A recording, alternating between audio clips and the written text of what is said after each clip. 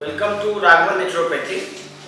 हमारे पास जो पेशेंट आते हैं उसमें से कुछ पेशेंट किडनी फेलियर के हैं, फिर ऑटो इम्यूनिटी के हैं, psoriasis, lupus, arthritis, rheumatoid arthritis, heart का, जो कि हार्ट का बहुत सारा बीमारी है जो एलोपैथ में कोई इलाज नहीं है, हार्ट का बीमारी, किडनी का बीमारी प्लस कैंसर का बीमारी। हम लोग क्या देखते हैं, इतने डाइवर्स ग्रुप ऑफ बीमारी में एलोपैथिक में कॉमन एक दवाई है स्टेरॉइड, वो लोग खाते रहते हैं। स्टेरॉइड खाने से देखिए, इसमें कहीं भी एलोपैथिक के किताब में किसी भी रिसर्च में ये नहीं पता चला है कि स्टेरॉइड खाने से किसी का किडनी ठीक होता है।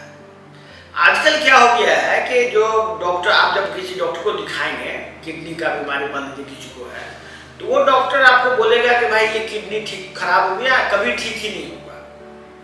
जब कभी ठीक नहीं होगा तो फिर स्टेरॉइड क्यों दे रहा है? स्टेरॉइड देने से, स्टेरॉइड एक ऐसा चीज है जिसके प्रभाव से आदमी को डायबिटीज होता है, आदमी को कैंसर होता है, उसका जो बचा खुचा किडनी है वो डैमेज होता है, ब्रेन में डैमेज आता है, इम्यूनिटी घट जाती है, उसको कई सारे रोग हो जाते हैं इंक्लूडिंग कैंसर। तो ऐसी दवाई जिसमें कि 100% मालूम है उसको कि इससे कुछ नहीं हो सकता है। मैं क्या देखता हूँ, किसी का क्रिएटिनिन 1.6 है, उसको डॉक्टर दिया हुआ है स्टेरॉइड। स्टेरॉइड क्यों दे रहा है भाई उसको? ऐसा तो नहीं है कि मरीज स्टेरॉइड देने से उसको इम्प्रूव कर जाएगा। स्टेरॉइड देने के बाद उसको फिर डायबिटीज हो जाता है, हाई ब्लड प्रेशर हो जाता है, क्रिएटिनिन फिर और ज़्यादा बढ़ जाता है।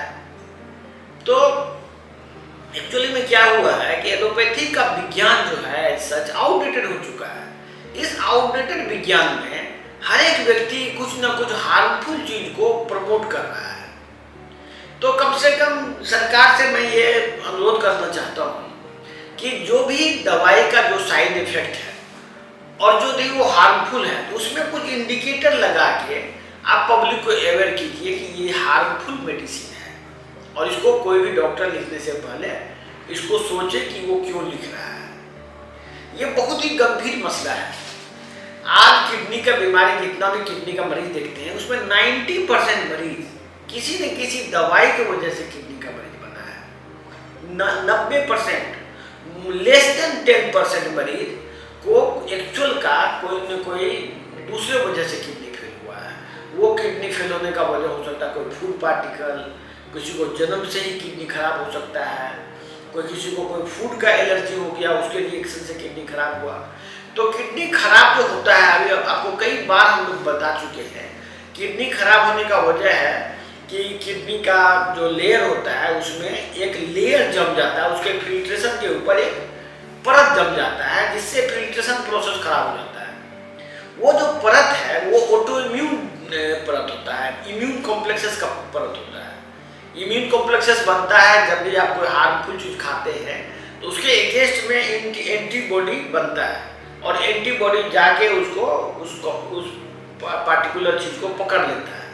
उसका पार्ट साइज बहुत बड़ा होता है और वो सेल को क्रॉस नहीं कर सकता है, मतलब उसके छेद को क्रॉस नहीं कर सकता है, और वो वहां जाके फंस जाता है। वो इम्यून कॉम्प्लेक्सेस पूरे बॉडी में फैल जाता है, और देखते होंगे जब किसी को कोई दवा का इंजेक्शन होता है, कहीं कहीं काला धब्बा लग जाता है, किसी किसी को देह फूल जाता है, किसी का अचानक डेथ हो जाता है। ये सब क्यों होता है? ये सब बेसिकली इम्यून रिएक्शन है बॉडी का, और वही इम्यून रिएक्शन की वजह से किडनी भी फेल होता है।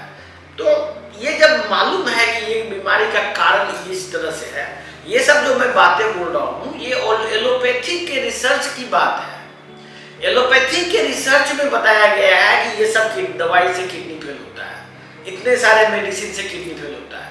ये बात कोई छुपी भी नहीं है, हर एक डॉक्टर को मालूम है। इसके बावजूद भी लोग गलत इलाज कर रहे हैं।